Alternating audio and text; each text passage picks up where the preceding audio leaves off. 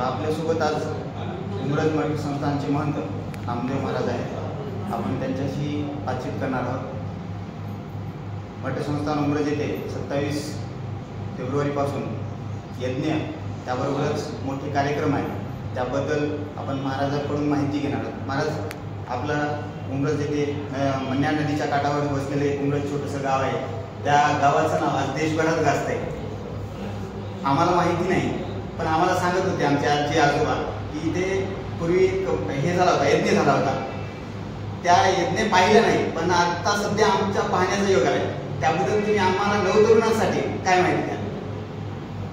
आता तुम्ही म्हटलं, नमस्कार, आज सर्वांना एवढं सांगू इच्छितो की आपल्या सर्वांसाठी खूप मोठी पर्वणी, कारण गेले अनेक वर्ष झालं उमरजला जीर्णोद्धाराचं काम चालू आहे.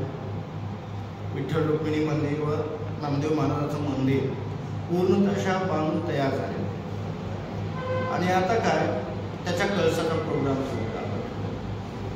सर्वांची अपेक्षा होती की आपल्या परिसरातील की कलशारोहण केव्हा होणार. आता ती घडी जवळपास महिन्याभरावरच आलेली आहे. येत्या 4 मार्चला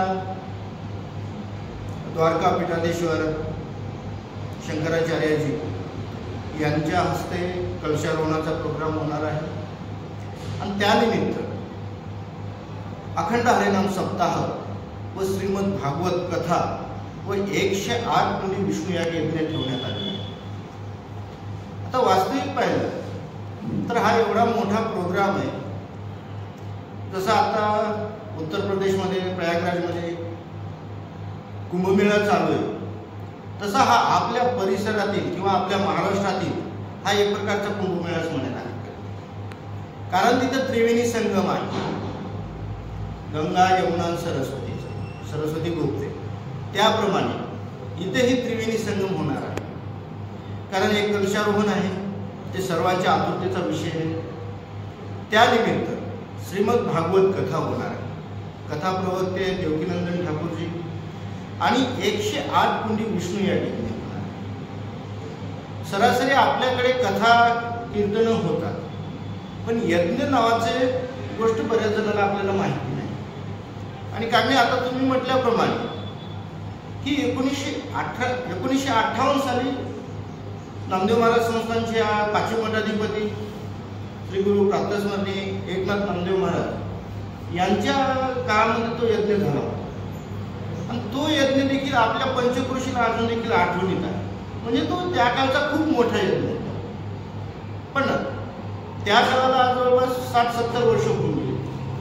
पण आता त्या निमित्ताने त्यांनी त्यांच्याच आदेशानुसार म्हणा किंवा त्यांनी बुद्धी दिली म्हणे हा यज्ञ आपण करत आहोत. येत्या 27 फेब्रुवारी ते 6 मार्च.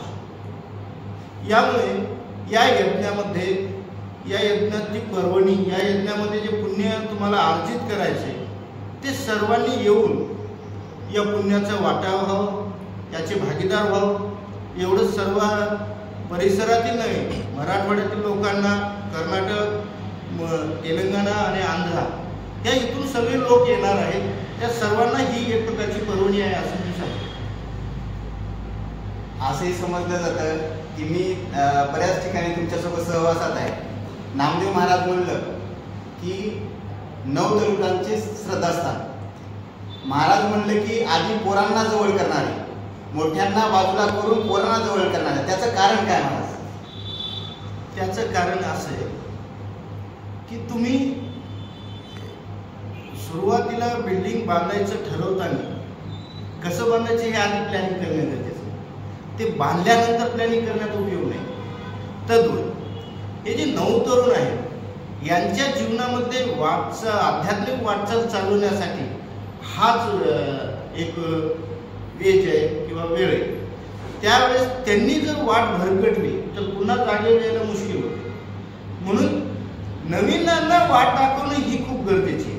आता जुने आहेत ते होऊन गेले त्यांचं जवळपास, आणि त्यांना सांगून मी काही त्यांचं आयुष्य अख्खं गेलेलं आहे की त्यांना कळालं नाही, तर आता तर शेवटला काय कळलं.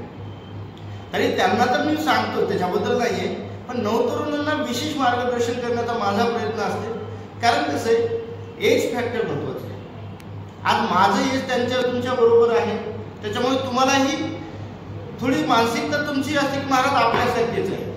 पण महाराज आपल्यासारखे असून देखील आज अध्यात्मामध्ये एवढे पुढे, मग आपण का जाणार नाही? या अनुषंगाने तुम्ही बी सर्व यंग नवतरुण लोक येतात माझ्याकडे आणि त्यांना मार्गदर्शन करण्यामध्ये आणि त्यांना चांगल्या मार्गाला लावण्यामध्ये मला बरा आनंद वाटतो. म्हणून मी थोडं तरुणाशी जुळून असतो.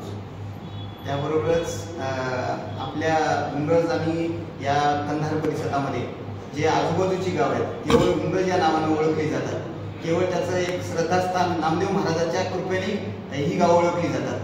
आपल्या इकडच्या भागामध्ये सध्या जे परमार्थ चालतो केवळ आपल्या संस्थांमुळे चालतो आणि संस्थांमध्ये आपला जे भजन कीर्तनाची शिक्षण संस्था आहे ती पण आज मोठ्या प्रमाणात चालू आहे.